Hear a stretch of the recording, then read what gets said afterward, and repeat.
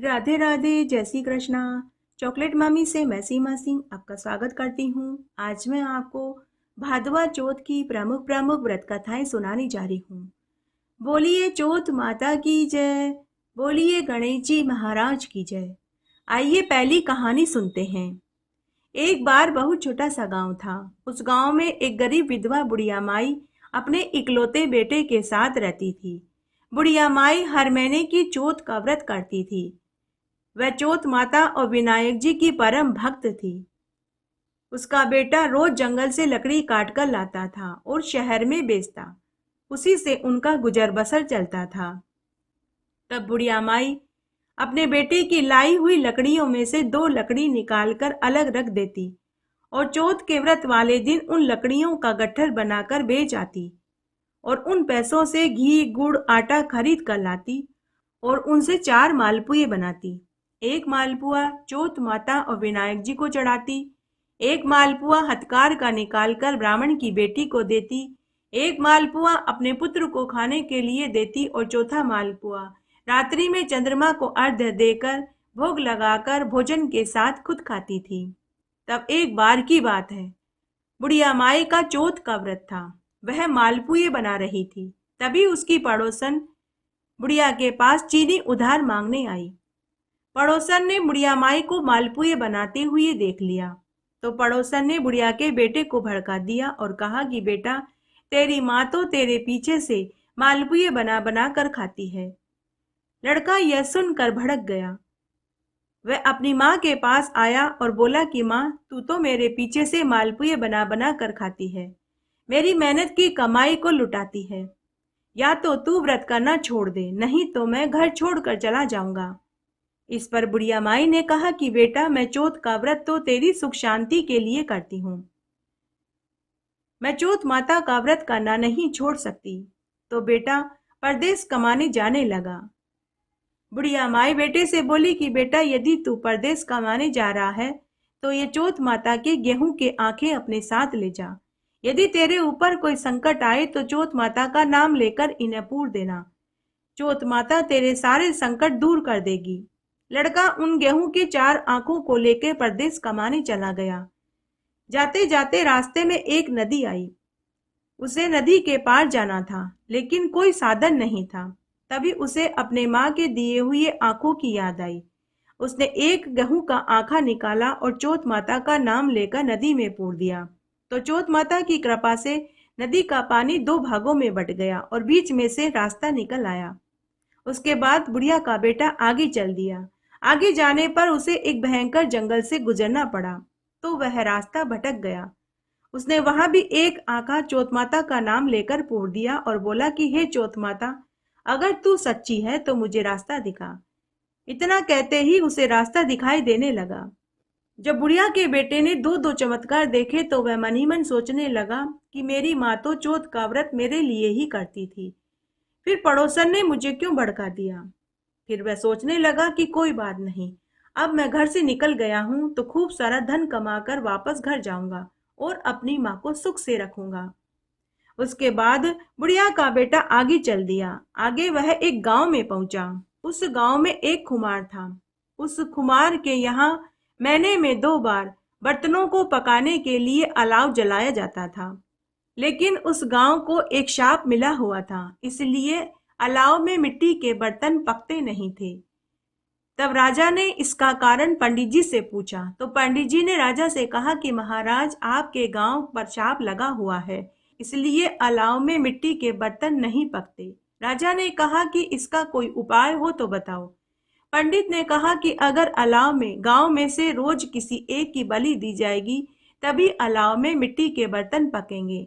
तब राजा की आज्ञा से गांव में से एक जने की बलि अलाव में दी जाने लगी। जिस दिन बुढ़िया का बेटा उस गांव में पहुंचा, उस दिन भी कुमार अलाव में बर्तन पकाने की तैयारी कर रहा था। तब उस गांव में एक विधवा महिला थी जिसका इकलौता पुत्र था। राजा की आज्ञा से उस विधवा महिला के पुत्र को अलाव में बलि दी जाने का आदेश दिया गया। जब बुढ़िया का बेटा उस गांव में पहुंचा तो उसे उसी विधवा महिला की झोपड़ी दिखाई दी। वह विधवा महिला मालपुए बना रही थी और रोती जा रही थी। बुढ़िया के बेटे ने विधवा महिला से पूछा कि बुआ, आप क्यों रो रहे हो? आपके दुख का क्या कारण है?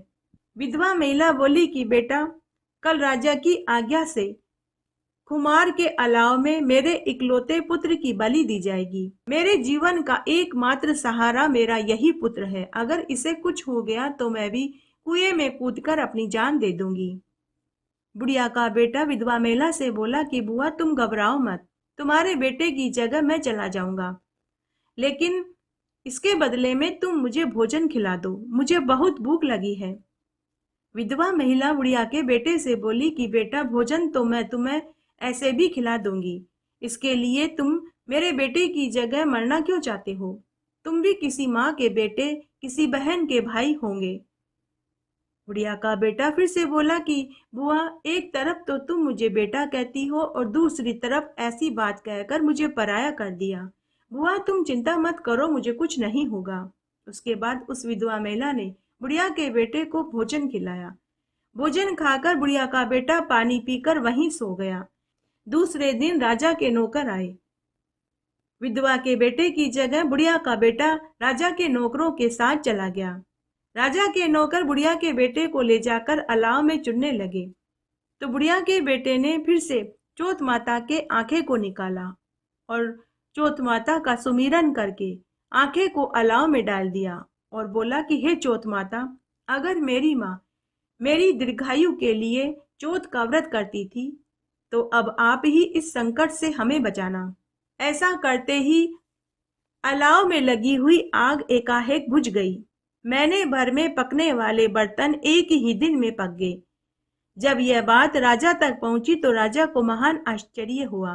राजा खुद देखने के लिए अपने नौकरों के साथ वहां पहुंचा। राजा के आदेश से नौकर कलश उतारने लगे। जैसे ही नौकर कलश उतारने लगे तो अंदर से आवाज आई कि अरे भाई, बर्तन जरा धीरे धीरे निकालना। आवाज सुनकर वहां खड़े सभी लोग डर गए। तब राजा ने पूछा कि तुम कौन हो? भूत, प्रेत, डाकन, पिशाच कौन हो? तो भीतर से आवाज आई कि जिसे आपके नौकरों ने अलाव में चुना था, मैं तो वही बोल रहा हूं।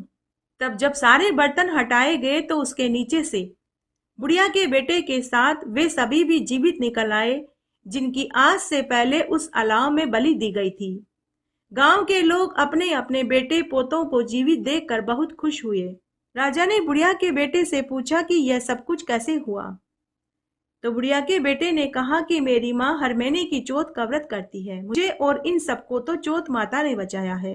राजा ने कहा कि मुझे तुम्हारी बात पर यकीन नहीं है, मैं तुम्हारी परीक्षा लूंगा। अगर तुम मेरी परीक्षा में सफल हुए तो मैं अपनी लड़की का विवाह तुम्हारे साथ कर दूंगा और खूब सारा दान दहेज भी दूंगा और साथ मैं भी चौथ माता का हर महीने व्रत करूंगा। लेकिन अगर तुम्हारी बात में सच्चाई नजर नहीं आई तो मैं तुम्हें फांसी पर चढ़ा दूंगा। बुढ़िया के बेटे ने राजा की शर्त को स्वीकार कर लिया। तब राजा ने नौकरों से 2 घोड़े मंगवाए। एक घोड़े पर वह खुद बैठ गया और दूसरे घोड़े पर बुढ़िया के बेटे को बैठाकर उसके हाथ पैरों में जंजीरें बांध दी। राजा ने कहा कि अगर हर बार चौथ माता तुम्हें बचाने आती है तो इस बार भी तुम्हें जरूर बचाने आएगी। अब तुम अपनी चौथ माता से कहो कि वह तुम्हारे हाथों पैरों में लगी जंजीरों को खोल दे। उसी समय बुढ़िया के बेटे ने आंख बंद करी और चौथ माता के आखिरी आंखों को हाथ में लेकर सुमिरन करते हुए बोला कि हे चौथ माता, आपने मेरा अब तक साथ दिया है, हर बार मेरी रक्षा करी है, इस बार भी रक्षा करना। अगर मेरी माँ मेरी दुआ सलामती और दीर्घायु के लिए चौथ का व्रत करती है तो आप इस बार भी आकर मुझे बचा लेना। ऐसा कहकर उसने आंखा वहीं पूर दिया। तभी एक चमत्कार हुआ। बुढ़िया के बेटे के हाथों पैरों में लगी जंजीरें खुलकर राजा के हाथों और पैरों में लग गई। वहां खड़े सभी लोगों ने यह दृश्य देखा। सभी लोग चौथ माता के नाम का जयकारा लगाने लगे। राजा को अपनी शर्त पूरी करनी पड़ी। तब राजा ने अपनी राजकुमारी कन्या का विवाह बुढ़िया के बेटे से करा दिया और खूब सारा दान दहेज, हाथी, घोड़े, ऊंट, लाव लश्कर देकर रथ में बैठाकर विदा कर दिया। तब राजा ने निश्चय किया कि अब मैं भी जोड़े के साथ हर महीने की चौथ का व्रत करूंगा। राजा ने पूरी नगरी में साथ ये डिंडोरा भी पिटवा दिया कि पूरी नगरी हर महीने की चौथ का व्रत करे और चौथ माता और विनायक जी की पूजा करे। उसके बाद बुढ़िया का बेटा खुशी खुशी पत्नी और धन को लेकर घर आया और अपनी माँ के चरणों में गिर पड़ा। बेटे ने अपनी माँ से कहा, माँ, यह सब कुछ तेरी चोट माता के व्रत के प्रताप से हुआ है। बोलिए चोट माता की जय, बोलिए विनायक जी महाराज की जय। अगर आप 12 महीने की चौथ का व्रत करने में असमर्थ हैं तो साल की 4 बड़ी चौथ का व्रत अवश्य करना चाहिए। पहली चौथ आती है कार्तिक की चौथ, दूसरी आती है बैसाख मास की बैसाखी चौथ, तीसरी आती है भादवा मास की भादुड़ी चौथ और चौथी आती है माघ मास की माही चौथ। इन 4 चौथ का व्रत तो अवश्य ही करना चाहिए। इससे सुहागिनों का सुहाग अटल अचल रहता है और दीर्घायु संतान सुख की प्राप्ति होती है। आइए अब हम चौथ माता की दूसरी कहानी सुनते हैं। एक बार बहुत छोटा सा गांव था। उस गांव में एक सेठ सेठानी अपने बेटा व नव नवेली बहू के साथ रहते थे। सेठानी के बेटे का विवाह अभी कुछ दिन पहले ही हुआ था। नई नई बहू ससुराल में आई तो नई बहू ने देखा कि उसका पति और उसका ससुर कमाते नहीं हैं, क्योंकि सेठ जी के बड़े बुजुर्ग खूब सारी जमीन जायदाद माल मिल्कियत छोड़कर गए थे। उनके पास इतना धन दौलत था कि उनके आगे आने वाली 7 पीढ़ियां बैठकर के खाए तो भी धन खत्म नहीं होगा। इसलिए सेठ जी और उसका बेटा कमाते नहीं थे। लेकिन उनके बेटे की बहू बड़ी ही समझदार थी। वो जानती थी कि जमाधन एक न एक दिन खत्म हो ही जाएगा। वह अपने पति और सास ससुर को समझाना चाहती थी, लेकिन कैसे समझाए। अभी ससुराल में आए उसे ज्यादा दिन नहीं हुए थे। इस तरह समय बीतने लगा। तब शादी के बाद पहली बार कजली तीज आई तो उसका भाई अपने बहन और जीजा को भोजन का निमंत्रण देकर गया। तब कजली तीज के दिन सेठ जी का बेटा अपनी पत्नी को लेकर अपने ससुराल में भोजन खाने पहुंचा। ससुराल वालों ने बेटी जमाई का खूब आदर सत्कार किया। भोजन खाने के बाद सेठ जी के बेटे की बहू अपने परिवार वालों के साथ बैठकर बातें कर रही थी कि तभी उसकी ताई ने पूछा कि बेटी, तेरे ससुराल वाले तुझे कैसा रखते हैं, भोजन आदि तुझे कैसा खिलाते हैं। तो सेठ जी के बेटे की बहू बोली कि ठंडा बासी भोजन खाने को देते हैं। बाहर कमरे में बैठा उसका पति यह सब कुछ सुन रहा था। जब उसने यह सुना तो उसे बहुत दुख हुआ। घर आकर उसने अपनी माँ को पूरी बात बताई तो माँ बोली कि बेटा, मैं तो रोज 4 थालियों में गरम गरम भोजन परोसती हूँ। हम गिने चुने घर में 4 जने हैं। मैं अपनी ही बहू के साथ क्यों भेदभाव करूंगी। अगर तुझे विश्वास नहीं है तो तू खुद देख ले। तब बेटे ने माँ से कहकर खीर खांड का भोजन बनवाया। सबने बैठकर भोजन खाया। थोड़ी देर के बाद बहू के भैया भाभी आए। उन्होंने आते ही उससे पूछा कि आज भोजन में क्या खाया। तो उसने फिर से वही जवाब दिया कि ठंडा बासी भोजन खाया है। पति ने पत्नी का जवाब सुन लिया तो उसे बहुत क्रोध आया। जब पत्नी के भैया भाभी चले गए तो पति ने अपनी पत्नी से कहा कि अभी अभी हमने सबने खीर खांड का भोजन खाया था, फिर तुमने अपने भैया भाभी से झूठ क्यों कहा कि ठंडा बासी भोजन खाया है। उसकी पत्नी जो पढ़ी लिखी थी और समझदार थी, उसने अपने पति को समझाते हुए कहा कि आप तो कमाते नहीं हो, बड़े बुजुर्गों का कमाया हुआ धन ही हम खा रहे हैं, तो मेरे लिए तो यह ठंडा बासी भोजन ही हुआ। ऐसा सुनते ही उसके पति के दिल को ठेस पहुंची। उसने सुबह होते ही अपने माँ बाबूजी से कहा कि माँ बाबूजी, मैं परदेश कमाने जाऊंगा। सेठ सेठानी ने अपने बेटे को बहुत समझाया कि बेटा, तुम हमारे इकलौते पुत्र हो, हम तुम्हारे बिना कैसे जीवित रह पाएंगे।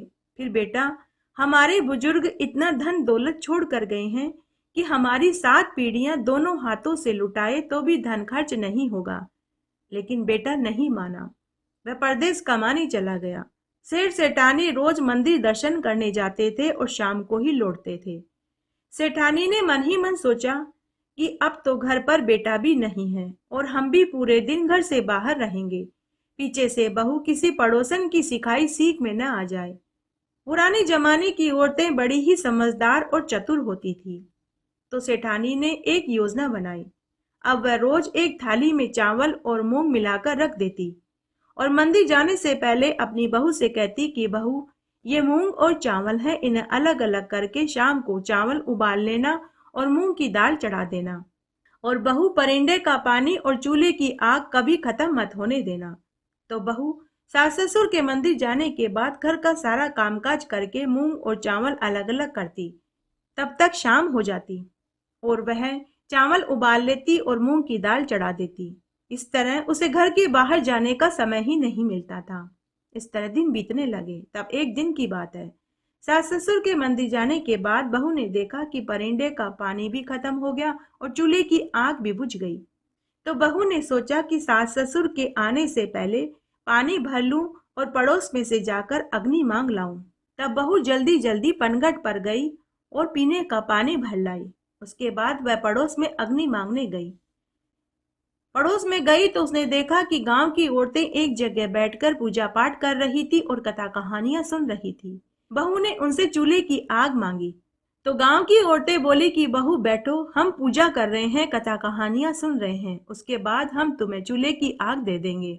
तब बहू ने उनसे पूछा कि आप किसकी पूजा कर रहे हो और इस पूजा और व्रत को करने से क्या फल मिलता है। तब एक बुजुर्ग महिला बोली कि बहू आज भादवा मास की चौथ का व्रत है। हम सभी ने चौथ माता का व्रत रखा है और हम चौथ माता और विनायक जी की पूजा कर रहे हैं और कथा कहानियां सुन रहे हैं।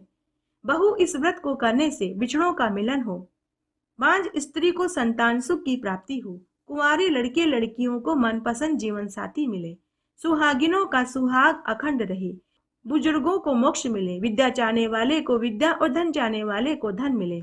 तब सेठानी की बहू बोली कि मैं भी यह व्रत करना चाहती हूँ, क्योंकि मेरे पति को परदेश कमाने गए हुए बहुत सा समय हो गया है। लेकिन मैं यह व्रत कैसे करूं? क्योंकि मेरे सास ससुर मुझे घर से बाहर निकलने ही नहीं देते, तो मुझे कैसे पता चलेगा कि किस दिन चौथ का व्रत है। तब उन औरतों में एक समझदार औरत थी। उसने कहा, बहू तुम रोज एक गेहूं के दाने को माचिस की खाली डिबिया में रखती जाना। जिस दिन 30 दाने हो जाएं, उसी दिन तुम चौथ का व्रत कर लेना और पूजा कर लेना और रात्रि को चंद्रमा को अर्घ्य देकर व्रत खोल लेना। तब सेठानी की बहू ने उनसे व्रत की पूरी विधि जानी।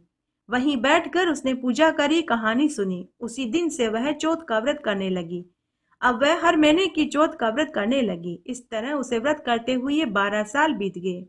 अब वह रोज चौथ माता और विनायक जी से प्रार्थना करती कि हे चौथ माता, हे विनायक जी, मेरे पति वापस घर आ जाए, मुझे धन नहीं चाहिए। तब चौथ माता और विनायक जी ने सोचा कि अगर आज हम इसकी नहीं सुनेंगे तो कलयुग में हमें कौन मानेगा। तब एक रात्रि को चौथ माता ने सेठ जी के पुत्र को दर्शन देकर कहा कि हे पुत्र, सो रहा है या जाग रहा है? हे पुत्र, तेरे बुजुर्ग माता पिता और तेरी पत्नी तुझे बहुत याद करते हैं। तू वापस अपने घर जा और अपने घर वालों की सुध ले। तो सेठ जी का पुत्र बोला कि हे माता, न तो मैं सो रहा हूँ न जाग रहा हूँ, मैं तो चिंता में पड़ा हूँ। मुझे भी अपने माता पिता और पत्नी की बहुत याद सताती है, लेकिन घर कैसे जाऊं? मेरे मालिक का कारोबार बिखरा पड़ा है। किसी से रुपया वापस लेना है तो किसी को माल बेचना है तो किसी से खरीदना है। तो चौथ माता बोली कि पुत्र, कल सुबह नहा धोकर दुकान पर जाना और चौथ माता और विनायक जी का नाम लेकर घी का दीपक जला देना। तेरा सारा काम खुद ब खुद हो जाएगा। सुबह जब वह सोकर उठा तो उसने अपने स्वप्न वाली बात दुकान के मुनीम को बताई। तो मुनीम ने कहा कि बेटा, जैसा चौथ माता ने कहा तू वैसा ही कर। तब सेठ जी का पुत्र नहा धोकर स्नान आदि करके साफ वस्त्र पहनकर दुकान पर गया। उसने चौथ माता और विनायक जी का नाम लिया और दुकान में घी का दीपक चास दिया। शाम होते होते सारा काम हो गया। उधार रुपए जो ले गए थे उन्होंने रुपया उधार दे दिया। दुकान का सारा माल बिक गया। यह देखकर दुकान का मालिक भी बहुत खुश हुआ। तब सेठ जी का बेटा अपने मालिक से बोला कि मालिक, मैं घर जाना चाहता हूँ। मेरे माता पिता और मेरी पत्नी मेरा इंतजार कर रहे हैं। वे रोज रात्रि को स्वप्न में रोते हुए दिखाई देते हैं। तो मालिक ने खुशी खुशी उसका सारा हिसाब किताब कर दिया और साथ ही उसे इनाम में खूब सारा धन और उपहार भी दिए। सेठ का पुत्र धन लेकर अपने घर की ओर चल दिया। चलते चलते वह घने जंगल में पहुंचा तो उसने देखा कि जंगल में एक सर्प की पूंछ में आग लगी हुई थी। उसको सर्प के ऊपर दया आ गई तो उसने मिट्टी उठाई और सर्प की पूंछ पर डालकर सर्प की पूंछ की आग बुझा दी। इससे सर्प खुश होने की बजाय क्रोधित हो गया। तो सर्प ने फुफकार भरी और बोला कि अरे मूर्ख, मैं 100 साल का बूढ़ा बीमार सर्प था। मैं खुद मरने जा रहा था, मेरी मुक्ति होने ही वाली थी। तूने मुझे बचाकर अच्छा नहीं किया, अब मैं तुझे डसूंगा। तो सेठ जी का पुत्र सांप से बोला कि हे नागराज, मैं 12 साल बाद अपने बुजुर्ग माता पिता और पत्नी से मिलने जा रहा हूँ। जब एक बार मैं उनसे मिल लूं तो आप आकर डस लेना। तब सांप ने कहा कि तू तो पलंग पर जाकर सो जाएगा, लेकिन मैं बूढ़ा बीमार सर्प हूँ, पलंग पर चढ़ नहीं पाऊंगा। तो सेठ के पुत्र ने वचन दिया कि मैं पलंग पर अपनी चादर लटका दूंगा, आप चादर की मदद से पलंग पर चढ़ जाना और मुझे डस लेना। उसके बाद नाग ने सेठ के पुत्र को जाने दिया। सेठ का पुत्र घर आया और उदास होकर बैठ गया। सेठ सेठानी अपने बेटे से और पत्नी अपने पति से मिलकर बहुत खुश हुए, लेकिन उसे उदास देखा तो उदासी का कारण पूछा, लेकिन उसने किसी को कुछ नहीं कहा।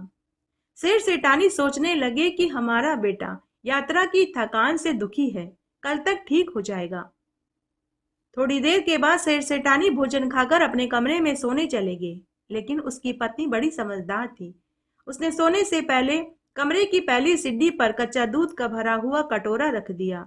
दूसरी के ऊपर उसने गुलाब की पंखुड़ियां बिखेर दी, तीसरी पर इत्र छिड़क दिया, चौथी पर बालू रेत बिछा दी, पांचवी पर मिठाई रख दी, छठी पर उसने इत्र और फुलेल डाल दिया, सातवीं पर उसने केसर कस्तूरी छिड़क दिया। इस तरह प्रत्येक सीढ़ी पर उसने सांप की पसंद की चीजें रख दी और कमरे में जाकर सो गई। दिन भर की थकी होने के कारण उसे लेटते ही नींद आ गई, लेकिन साहूकार के बेटे को नींद कहाँ आने वाली थी, उसे तो उसकी मौत दिखाई दे रही थी।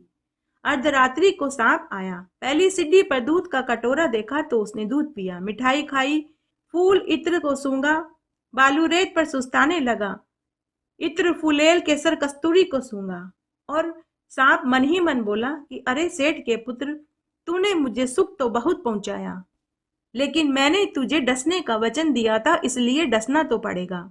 तब सांप बेटा बहू के कमरे में गया।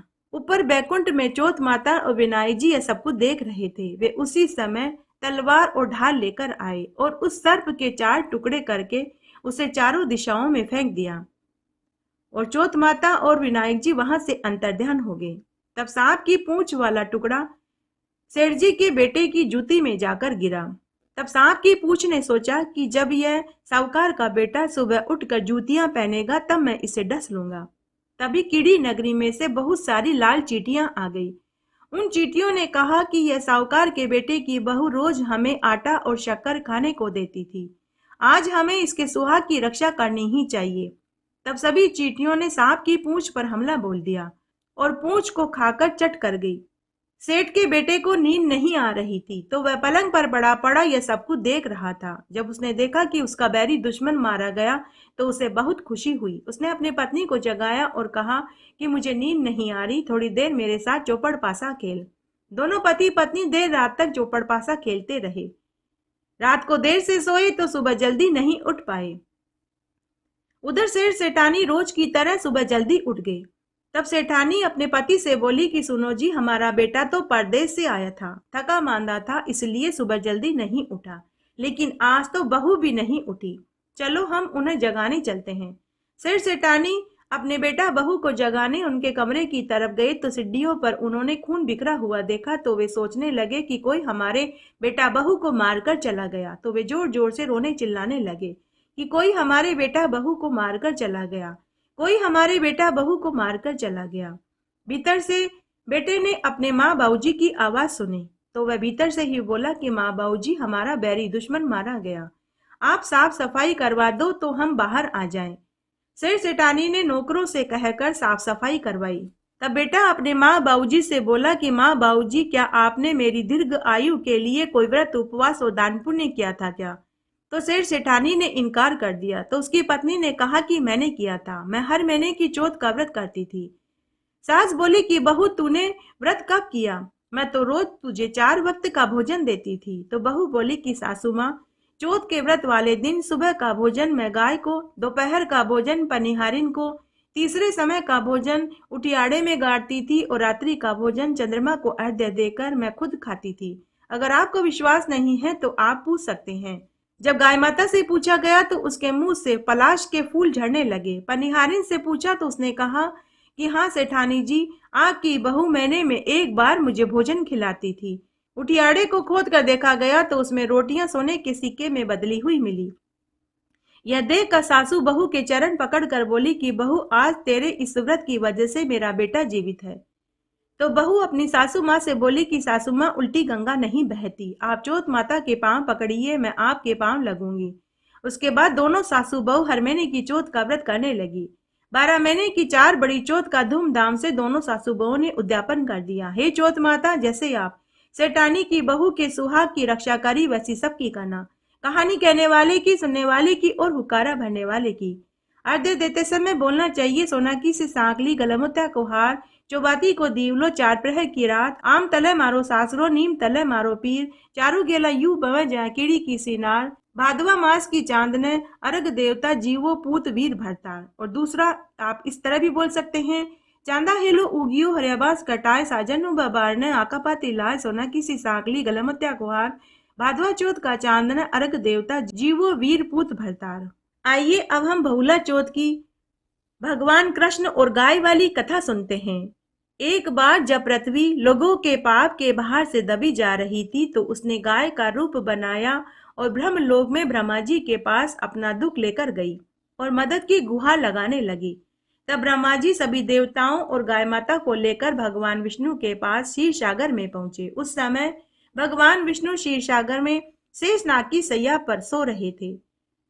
तब गाय सही सभी देवताओं ने विष्णु भगवान की स्तुति करी तो भगवान विष्णु नींद से जागे और उन्हें उनके आने का कारण पूछा।